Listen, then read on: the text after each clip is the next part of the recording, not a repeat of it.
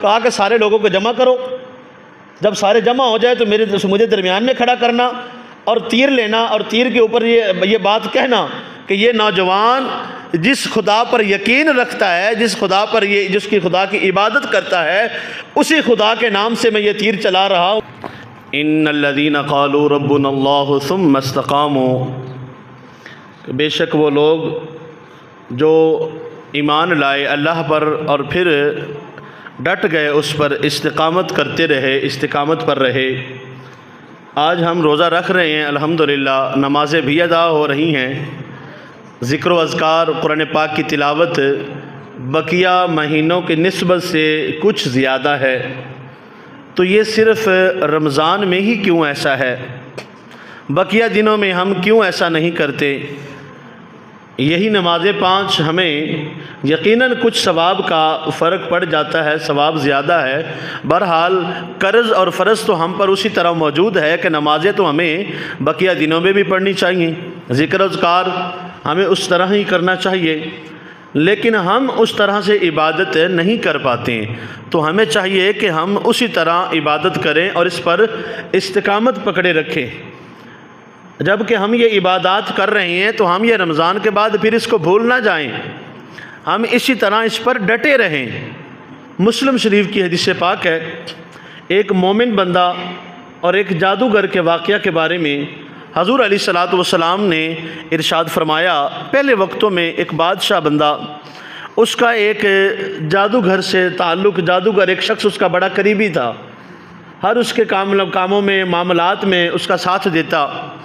اور اب جب کہ وہ جادوگر بوڑھا ہو گیا، ضعیف ہو گیا، اب اس نے بادشاہ کو کہا کہ میں جانے لگا ہوں دنیا سے، میرا وقت قریب ہے، پتہ نہیں کتنے دن زندگی ہے، تو مجھے ایسا کوئی شخص دو جس کو میں یہ سارے جنتر منتر جو ہے نا سکھا دوں، جادو میں اس کو سکھا دوں، تاکہ میرے جانے کے بعد بھی جو ہے نا وہ اپنا کام کرتا رہے اور تیرا کام آسان رہے۔ اب بادشاہ نے وزیروں کو کہہ کر کسی ایک ایسے بندے کا انتخاب کیا، ایسے لڑکے کا جو بڑا ذہین بندہ تھا، تو اب اس کو بتا دیا گیا کہ فلاں جگہ پہ وہ بندہ ہے اور اس کی بات انہیں ماننی ہے، جیسا وہ بات کہے۔ اب وہ 2-4 دن گیا تو راستے میں اس وقت کا جو دین تھا، راہب، اللہ اللہ کرنے والا، اللہ کو ماننے والا، اب جادو جو ہے وہ تو خدا کے راستے سے دور کرنے والا تھا۔ اب ایک دن ایسا ہوا کہ وہ مومن، وہ لڑکا جو ہے، وہ ذہین بندہ جس کو بادشاہ نے بھیجا، وہ ایک دن اس نے کہا، یار میں نے دیکھا کہ یہاں پہ بھی لوگ جاتے ہیں، تو یہ اس عمارت میں لوگ کیا کرنے جاتے ہیں، میں جاتا ہوں وہاں پہ بھی کچھ لوگ بیٹھے ہوتے ہیں، تو میں دیکھوں تو صحیح یہاں پہ ہوتا کیا ہے۔ ایک دن وہ چلا گیا، اس نے راہب کی باتیں سنی، اللہ کی باتیں تھیں، اور وہ مالک و خالق جس نے یہ ساری کائنات بنائی ہے، اب اس کا ذکر ہو تو یقیناً جس کے دل میں نرمی ہوتی ہے، اس کے دل میں اس کی محبت جو ہے نا وہ پیدا ہو ہی جاتی ہے۔ اب اس کو وہ باتیں بڑی چنگی لگیں کہ جناب یہ اللہ کا ذکر کر رہا ہے، اس کو باتیں اچھی لگیں۔ اب اگلے دن جب وہ اس جادو سیکھنے کے لیے گھر سے نکلتا تو وہاں راہب کے پاس سے ہو کر جاتا۔ اب اس نے یہ معمول بنا لیا کہ وہ راہب کے پاس سے ہو کر وہاں سے جاتا۔ جادوگر نے شکایت کی بادشاہ کو کہ یہ لڑکا بڑا لیٹ آتا ہے، وقت نہیں دیتا یہ۔ جادوگر نے بھی اس نوجوان کی پٹائی کی، اس کو سزا دی کہ یہ میرے پاس وقت پر نہیں پہنچتا، بڑا تھوڑا وقت دیتا ہے۔ اب جادوگر وہاں پہ انتظار کرتا رہتا اور یہ نوجوان لڑکا یہاں پہ جو ہے نا وہ راہب کی باتیں سنتا، اللہ کا ذکر سنتا، اللہ کی باتیں سنتا۔ تو ایک دن ایسا ہوا کہ راستے میں جاتے ہوئے کوئی جنگلی جانور جو ہے نا، بڑا عجیب سا بڑا سارا کوئی جانور، وہ مین راستے میں آ کر بیٹھ گیا۔ مسلم شریف کی یہ حدیث پاک ہے، حضور علیہ السلام نے ارشاد فرمائی، اب وہ بڑے راستے میں آ کر بڑا جانور بیٹھ گیا۔ اب لوگ اس کو ہٹانا چاہتے ہیں، وہ ہٹتا نہیں ہے۔ اب جب کہ اس کے آنے کا وقت بھی ہو گیا، جب یہ آیا تو اس نے دیکھا کہ بڑا سارا جانور ہے اور وہ راستے سے ہٹ نہیں رہا۔ اس کے دل میں خیال آیا، یقیناً اللہ ہی ایسے خیال جو ہے نا وہ یقین اس کے دل میں بات ڈالی۔ اب اس نے کہا کہ میں دیکھتا ہوں یہ راہب ٹھیک ہے یا وہ جادوگر ٹھیک ہے، ان دونوں میں سے مجھے کس کی بات ماننی چاہیے، میں کس کے نقش قدم پر چلوں، اب یہ راہب ٹھیک ہے یا وہ جادوگر صحیح ہے۔ اب اس نے کہا، وہ کنکری اٹھائی، ایک پتھر اٹھایا، اس نے کہا میں یہ اس خدا کا نام لیتا ہوں جس خدا کی تبلیغ جو ہے نا وہ راہب مجھے کرتا ہے، اس اللہ کا نام لے کر یہ میں پتھر مارتا ہوں، اگر وہ خدا حق پر ہے، وہ سچا خدا ہے جس کی تعلیم وہ راہب دیتا ہے، تو یہ اس پتھر کے ذریعے یہ جانور مر جائے گا۔ اب بات اس نے بہت بڑی کی ہے، اتنا بڑا جانور، اب ظاہر ہے اتنے سارے لوگوں نے کوئی نہ کوئی تو ہیلے بہانے کیے ہوں گے، لیکن یہ ایک پتھر سے کیسے مرے گا؟ یہ بھی اس کے دل میں اللہ نے بات ڈالی۔ اس نے اللہ کا نام لے کر، اس خدا کا نام جس کی تبلیغ وہ راہب کرتا ہے، اس نے پتھر مارا اور وہ جانور مر گیا، جانور مر گیا۔ اب اس کا یقین اور پکا ہو گیا، وہ پختہ یقین والا ہو گیا کہ راہب جو ہے یہ صحیح تعلیم دیتا ہے، اس کا خدا سچا ہے۔ تو اب وہاں پہ اور وقت کم ہو گیا تو اس نے شکایت لگا دی کہ جناب وہ جو ہے نا جاتا نہیں ہے، میرے پاس پہنچتا نہیں ہے۔ اور یہ معاملہ جو ہوا تھا اس نے جا کر راہب کو بتایا کہ میں نے ایسا ایسا کیا ہے، اس خدا کا نام لیا ہے، میں نے پتھر مارا ہے، وہ جانور اتنا بڑا تھا وہ مر گیا۔ تو راہب نے کہا اب تو ہو گیا ظاہر، تو میرا نام کسی کو نہیں لینا، میرا نام پہلے، اب تو اس حال میں پہنچ چکا ہے کہ مجھ سے بھی تو بڑا ہو گیا ہے، اب خدا کے قریب تو مجھ سے بھی زیادہ ہو گیا ہے، تو لہٰذا اب تجھ پر آزمائشیں جو ہے نا وہ زیادہ آنے والی ہیں، آزمائشیں زیادہ آنے والی ہیں۔ جس حال میں بھی ہو مومن بندہ، جب وہ اس نے کہہ دیا کہ میں اللہ پر ایمان لایا، پھر جو مرضی ہو جائے، پھر اس بندے کو چاہیے کہ وہ خدا کا نام لیتا رہے، وہ خدا کے نام سے ہٹے نہیں۔ راہب نے کہا کہ اب آزمائشیں تیرا راستہ دیکھ رہی ہیں، لہٰذا تو نے استقامت پکڑنی ہے۔ اب ہوا کیا، اس کی دعا قبول ہوتی، اندھے ہوتے، اللہ کے حکم سے دعا کرتا، وہ اندھا ٹھیک ہو جاتا، کوڑی کا مرض ہوتا، کوئی بھی بیماری ہوتی، وہ بندے پتہ لگ گیا لوگوں کو، جناب یہ تو بندہ بڑا کام کا ہے۔ اب بادشاہ کے قریبیوں میں سے ایک شخص تھا جس کی نظر خراب ہو گئی اور جناب وہ آنکھوں سے کام ہٹ گیا، اس کا وہ اندھا ہو گیا۔ اب اس کو کسی نے بتایا، وہ اسی کے پاس آ گیا، اور جب اس نوجوان کے پاس آیا تو اس نے کہا جناب میں تب تمہیں ٹھیک کروں گا جب تم میرے خدا پر ایمان لے آئے گا۔ تو اس نے کہا سوچا بھی مجھے آنکھیں مل جائیں گی تو میں کیا کروں گا؟ اس نے کہا جی میں آپ کے خدا پر ایمان لاتا ہوں تو مہربانی کریں میری آنکھوں کو ٹھیک کر دے۔ اس نے کہا یا اللہ اگر یہ واقعی ایمان لے آیا ہے تو اس کی دعا کو قبول فرما لے۔ لو جی اس کی آنکھیں بھی اللہ کے حکم سے ٹھیک ہو گئی۔ اب وہ بادشاہ کے پاس گیا، بادشاہ نے کہا تجھے خیر بھی کیا ہو گیا، کون سی ایسی دوائی تجھے مل گئی جو ایک ہی دن میں تو صحیح ہو کے آ گیا ہے؟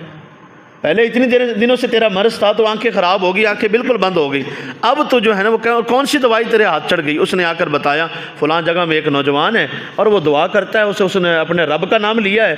اس نے کہا وہ کون سا دین ہے، وہ کس کا نام لیتا ہے، کس رب کا وہ نام لیتا ہے؟ چنانچہ بلایا گیا، اس جو بادشاہ کا قریبی تھا جس کی آنکھیں ٹھیک ہوئی تو اس کو سزائیں دیں گی بتایا گیا، پھر اس نے نوجوان کا نام بتایا، اب نوجوان کو پکڑا گیا، نوجوان کو سزائیں دی گئی، اتنی تکلیفیں کہ اس نے راہب کا نام بتا دیا کہ میں نے راہب سے علم سیکھا، اس نے مجھے خدا کا بتایا تو میں اسی خدا پر ایمان رکھتا ہوں، اسی خدا کا نام لیتا ہوں تو اللہ ان کو شفائیں دے دیتا ہے جو حقیقی مالک ہے۔ اب بادشاہ کو اور غصہ آیا کہ یہ سارے تو ہمارے دین سے بھاگے جا رہے ہیں، تو بادشاہ نے تیر لیا اور جناب وہ راہب کو نشانہ بنایا کہ تو اس نوجوان کو کہا کہ اپنے اس خدا سے منہ موڑ لے ورنہ میں تیرے استاد کو مار دوں گا۔ تو وہ دین کا پکا تھا، استقامت والا تھا، اب اللہ کی محبت اس کے سینے میں گھر کر چکی ہے، تو اس نے کہا جی یہ تو ہو نہیں سکتا، باقی جو ان کی قسمت میں مرنا ہے تو وہ اللہ بہتر جانتا ہے جیسے ہونا ہے۔ چنانچہ بادشاہ نے اس کو مروا دیا، استاد مارا گیا۔ پھر وہ جو بادشاہ کا قریبی تھا جس کی آنکھیں ٹھیک ہوئی تھی اس کو بھی مارا گیا اسی طرح۔ اب نوجوان کو کہا اب تیری باری ہے، تو اگر اپنے دین سے پھرتا ہے میرے ساتھ آ کے میرے دین پر عمل کر، ٹھیک ہے، نہیں تو ورنہ تجھے بھی مروا دیا جائے گا۔ اس نے کہا جی میں جس خدا کا کلمہ پڑھنے والا ہوں میں اس سے ہٹ نہیں سکتا۔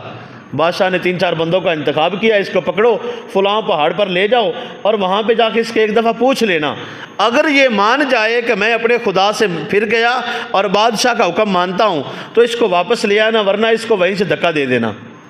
اب جب بادشاہ کے وہ ساتھی اس نوجوان کو لے کر جا رہے تھے تو نوجوان نے اللہ کی بارگاہ میں عرض کی یا بار الہ اس طرح تو تیرا نام لیوا کوئی بھی نہیں رہے گا، بچے گا، ختم ہو جائے گا۔ وہ راہب بھی چلا گیا تو اب تو تیرا نام لینے والا کوئی نہیں بچے گا، اللہ تو میری مدد فرما۔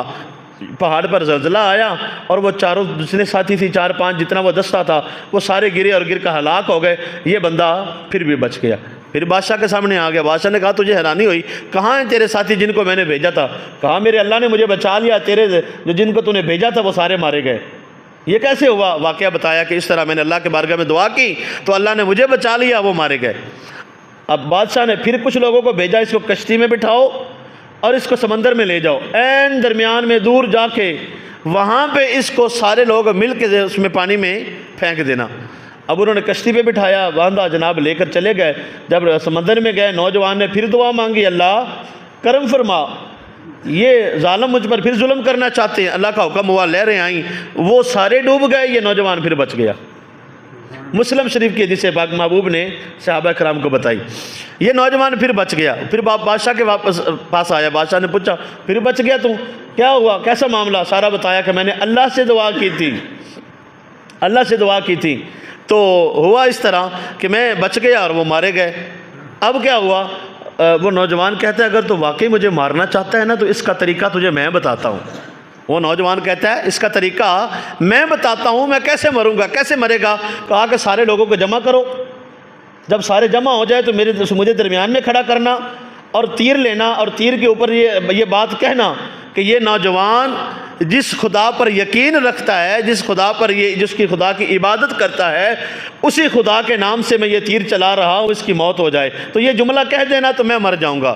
اب سارے لوگوں کو جمع کیا گیا، اب اس کو تو نہیں پتا کہ یہ نوجوان کرنے والا کیا ہے، سارے لوگ جمع ہو گئے تو بادشاہ نے اونچی آواز میں یہی کہا کہ یہ نوجوان جس خدا پر یقین رکھتا ہے اسی خدا کے نام سے میں تیر چلاتا ہوں۔ وہ بادشاہ نے تیر چلایا، نوجوان فوت ہو گیا، نوجوان مر گیا، وہ تیر لگا اور مر گیا۔ لوگ دیکھنے والے حیران ہو گئے، لوگوں کو پتہ تھا کہ بادشاہ نے پہلے اس کو پہاڑ سے گرانا چاہا، یہ بچ گیا، باقی مارے گئے، سمندر میں گرانا چاہا، یہ بچ گیا، باقی مارے گئے۔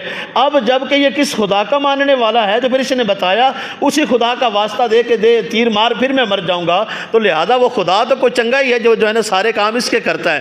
لہذا سب نے کلمہ پڑھا، کہا کہ ہم جناب اس کے خدا کو مانتے ہیں، اس نوجوان کے خدا کو ہم مانتے ہیں، اس کے خدا پر ایمان لائے۔ اب لوگ بادشاہ اور حیران ہو گیا، یہ کیا ہو گیا؟ اب جاتے جاتے وہ نوجوان اپنا کام کر گیا، وہ ایک کو مارا تھا لیکن اب کئی لوگ جو ہے نا وہ مسلمان ہو گئے، اب کئی لوگ جو ہے نا وہ خدا کو ماننے والے ہو گئے۔ اب بادشاہ نے کہا کہ ساری جگہ میں وہ گڑھے کھدوا دیے جائیں، خندقیں کھود دی جائیں، ان میں آگوں کو بھر دیا جائے اور ہر بندے سے پوچھیں، میرے پاس لانے کی ضرورت نہیں ہے، ہر بندے سے پوچھیں، اگر جو کہے کہ میں بادشاہ کے خدا پر ایمان رکھتا ہوں یا بادشاہ کے ساتھ ہوں تو اس کو چھوڑ دینا، اگر کہے کہ میں نوجوان کے خدا پر ایمان رکھتا ہوں اس کو اس میں دھکا دے دینا۔ کئی لوگ مارے گئے جن کے دلوں میں یقین تھا، اللہ پر ایمان رکھنے والے تھے، وہ مارے گئے۔ اب ان کو جہنم گرایا گیا اس خندقوں میں، جو کہ وہ اس بادشاہ کی آگ تھی، حقیقی میں اصل میں وہ رب کی بارگاہ میں سرخرو ہوئے۔ اب ایک عورت جس کے پاس ایک چھوٹا سا بچہ ہے، جب اس کو پھینکنے لگے تو ماں تھی، ہو سکتی ماں ہے، ماں کی ممتا کی وجہ سے وہ تھوڑا سا ڈگمگانے لگی کہ اب یہ مجھے آگ میں گرائیں گے، میرے بچے کا کیا قصور ہے؟ تو وہ حدیث پاک میں آتا ہے، حضور علیہ السلام نے ارشاد فرمایا کہ وہ بچہ بول اٹھا، اور بچے نے بول کر کہا کہ اماں تو حق پر ہے، پریشان نہ ہو، اس کو بھی گرا کر جو ہے نا وہ مار دیا گیا۔ تو یہ وہ استقامت ہے جو ایک بندہ مومن کے دل میں ہونی چاہیے۔ یہ اللہ کا کرم ہے کہ ہم پر ایسی کوئی پریشانیاں نہیں ہیں، ہمیں آگ پہ نہیں گرایا جاتا، ہمیں پتھروں سے نہیں مارا جاتا کہ کلمہ چھوڑ دو، نماز نہ پڑھو۔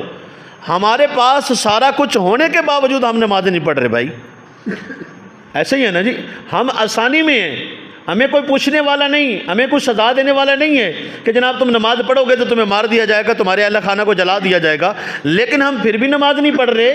قربان نہ جائیں ان لوگوں پر جو اللہ پر اتنا پختہ یقین رکھتے تھے کہ وہ اپنی سزاؤں کے باوجود بھی وہ اللہ اللہ کرتے رہے ہمیشہ۔ تو یہ استقامت، یہ باتیں ہمیں چاہیے کہ اللہ ہمارے دلوں کو اتنا پکا کر دے، ہمارے ایمان کو اتنا مضبوط کر دے کہ دنیا کی کوئی شے بھی جو ہے نا، کوئی طاقت بھی ہمیں اللہ کے راستے سے جدا نہ کر دے۔